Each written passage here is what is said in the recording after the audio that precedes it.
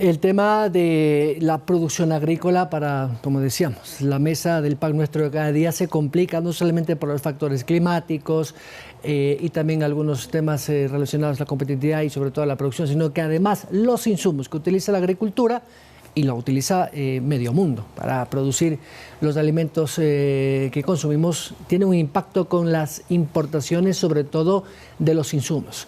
Llámese urea y otros fertilizantes que provienen además de un derivado del petróleo. Hay que decirlo así, el precio del petróleo, como todos vemos, está por encima de los $100. Con nosotros desde hasta ahora, el expresidente de la Cámara de Agricultura, de la primera zona. Rodrigo Gómez de la Torre, gracias por acompañarnos. Buenos días. Byron, buenos días a todos los televidentes que nos están escuchando. Bueno, ¿cómo hacemos para que la papa sea menos costosa si no tienen fertilizantes? A ver, yo creo que hay varios aspectos. Cuando hablamos de producción, estamos hablando de costos de mano de obra, estamos hablando de costos de tramitología, costos logísticos, estamos hablando de cadenas de intermediación. Entonces, ahí hay varios aspectos que se deben tratar. Obviamente, el tema has topado, el costo del precio del petróleo está disparado y obviamente eso incrementa el costo de combustibles también. Pero hay un detalle, el costo de la súper, hablamos de $4 la súper. Los otros combustibles que consumimos en el Ecuador mantienen subsidio. Por ende, ese subsidio que el Ministerio de Economía y Finanzas va a tener que erogar para traer esos combustibles, nos lo va a pasar al ciudadano, porque el Ministerio de Finanzas, al igual que todos los gobiernos, recaudan dinero, no generan dinero. Entonces, ahí tenemos un problema que directa o indirectamente nos va a afectar. El siguiente punto es el tema de los fertilizantes, pero ahí también hay que reconocer que si bien esto de aquí ya para mí es lo que el señor de poco pelo en Rusia, Putin, realmente está ya en una posición muy extraña, porque estamos en una guerra de hace 70 años, no es una guerra de ataque por tierra en el siglo XXI, pero está generando un caos generalizado. El tema de fertilizantes, y acaban de atacar a una planta de fertilizantes hace 2 días en Ucrania precisamente, sí nos afecta a todos. Pero ya los fertilizantes entre octubre y enero habían incrementado su precio en alrededor del 100 al 120%, dependiendo no solamente el origen, sino el tipo de fertilizante. A eso también veníamos ya complicados con cartón, plástico y otros aspectos logísticos. Y, como digo, es que eso es la cereza del pastel. Ya los temas de fletes ya se habían complicado meses atrás. Rodrigo, vamos a los números prácticos. ¿Cuánto importa Ecuador para el sector agrícola?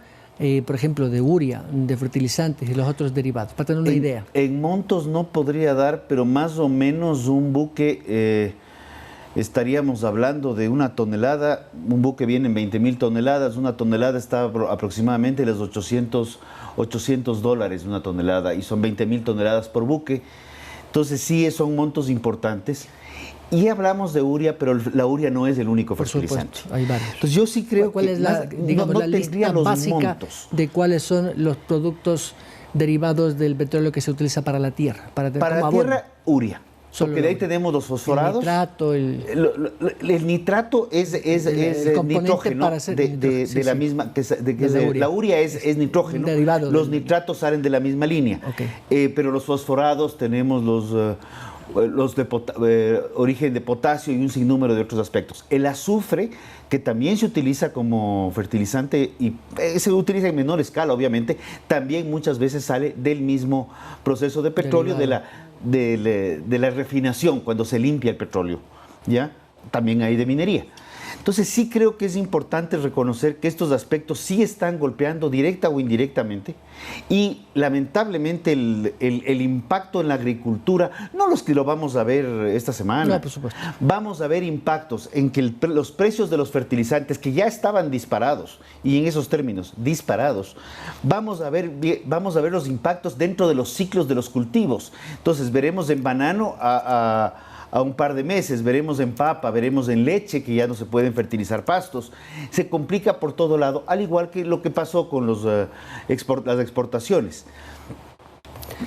Me gustaría saber cuánto puede impactarle para aquel pequeño agricultor que tiene 1 hectárea de papas, como aquel ganadero que tiene 2 vaquitas, como al gran industrial que tiene 10.000 hectáreas de X cantidad de productos. Para tener una relación, ¿cuánto representa este costo? ¿El 5, 10, 15 o el 20%? Dependería de qué tanto fertilizante esté ocupando. Es que todos los ahí viene el tema. Entonces, necesitan... es individual. Hay grandes productores. Por sectores podemos calcular. Hay grandes productores que, por ejemplo, han ido migrando de tiempo atrás a fertilizantes más foliares, más orgánicos, más bioles, que ya no dependen de la urea. Okay. Hay otros sectores que dependen mucho más de la urea. Entonces habrá unos que les afecte un 2-3%, habrá otros que les afecte un 10-12% sobre el costo total de producción. ¿Ya? Yo sí quisiera revisar, o sea, ¿qué vamos a hacer al respecto? Porque no es cuestión de que un día, esto aquí no es cuestión de cómo vas a la tienda y dices, esta marca de pan ya no está, entonces compro la otra. Claro.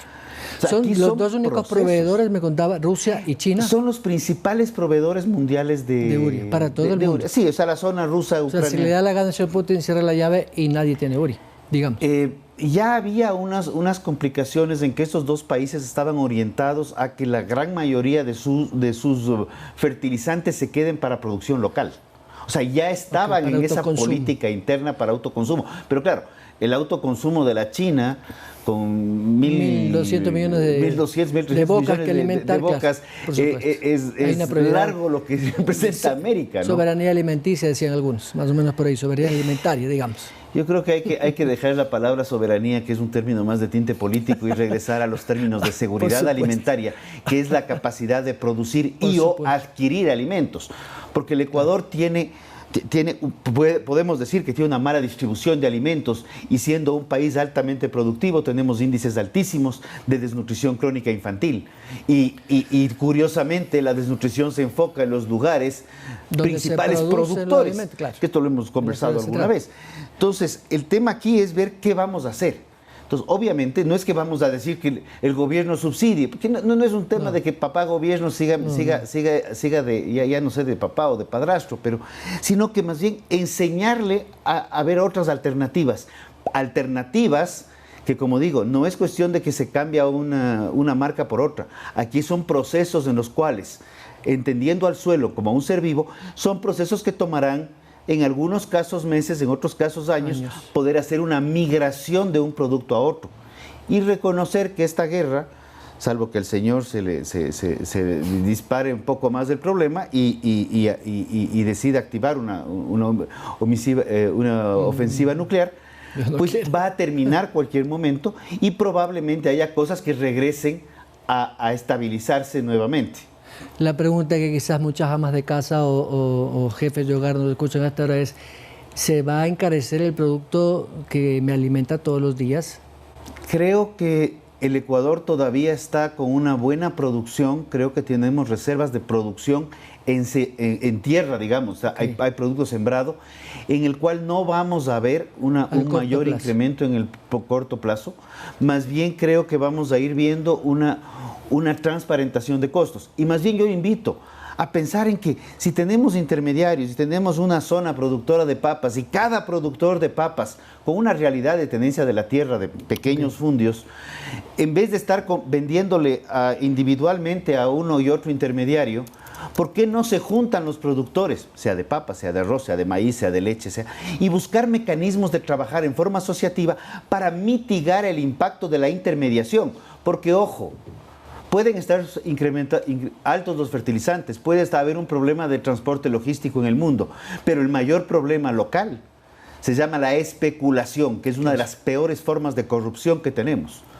Y no es cuestión de que papá Estado intervenga, es cuestión de que nosotros como productores también trabajemos de la mano, dejemos egoísmos y comencemos a trabajar articuladamente para sacar adelante al país. Dentro del proyecto de ley hay estas nombradas zonas especiales de desarrollo económico, que ya fue una iniciativa de gobiernos anteriores que fue un fracaso. Además, ¿qué debería hacer el gobierno para que de ese proyecto de ley que suena bonito pasemos a una buena zona de desarrollo, que además el campo es un sector estratégico para estas zonas de desarrollo económico? En las zonas de desarrollo económico están considerados 3 sectores fundamentales, ¿no? Industrial, servicios y logística, ¿ya?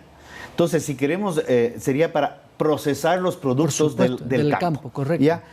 ¿Qué veo yo en las zonas de desarrollo? Me encantan y creo que la ley orgánica de inversión, Código Orgánico de la Producción del año 2009, planteó alternativas, pero también creó aspectos burocráticos que lo que han hecho es complicarnos. El gran ejemplo, y lo voy a topar aquí en Quito, tenemos un excelente aeropuerto en Quito, y Quito prácticamente no importa. Así es.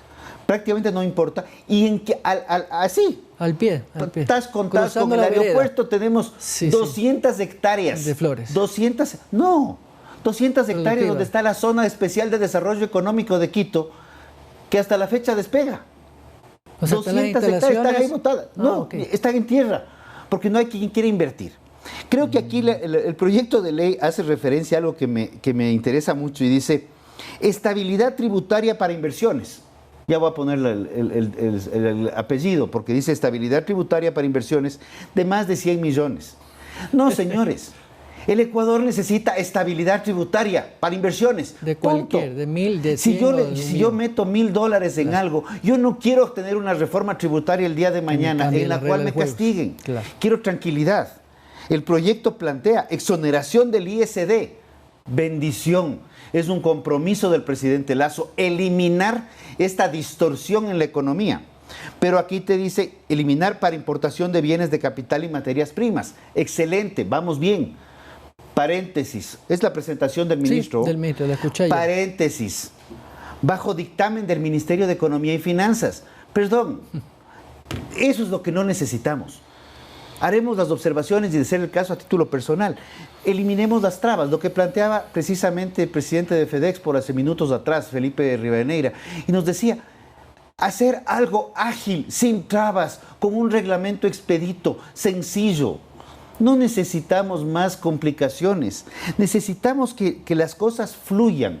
La inversión no viene por tener una nueva o mejor o peor ley de APPs. O de inversiones o alguna cosa rimbombante, bonita, con grandes nombres. La inversión viene por la confianza que le demos a los inversores. Colombia ha tenido problemas de guerrilla y narcotráfico por décadas. Y Colombia levantó, en su peor época, claro, levantó muchísimo más inversión extranjera directa de lo que el Ecuador ha podido levantar. Y el Ecuador todavía recién estamos analizando los problemas de inseguridad. Entonces, vamos a darle confianza al inversionista, reglas claras, estables, ya no más reformas tributarias impuesteras. Creemos ya en una sociedad mucho más de desarrollo, en la cual comencemos a confiar más en el individuo y dejemos de esperar que sea papá Estado el que nos dé haciendo o nos dé solucionando las cosas. Ya es un momento en el cual, como digo muchas veces, papá Estado que le ayuda al hijo a sostenerse en la bicicleta, es cuestión que le suelte. Habrá algunos que se caigan, pero habrá otros que sean campeones mundiales. Por supuesto. Rodrigo Gómez Altro, estoy con el tiempo. Muchas gracias. Gracias, Byron. Gracias a todos los televidentes. El expresidente de la Cámara de Agricultura de la Primera Zona, 7:48. Vamos a la pausa.